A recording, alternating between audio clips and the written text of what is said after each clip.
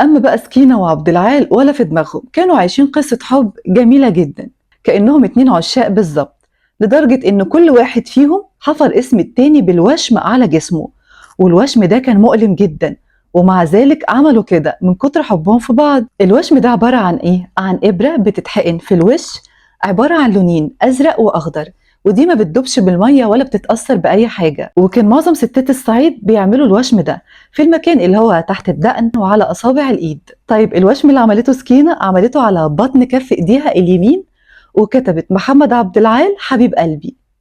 أما عبد العال فرسم بالوشم على إيده ست ماسكة في إيديها سكينة، وفي الإيد التانية وردة، وكتب حبيبة القلب سكينة بنت علي.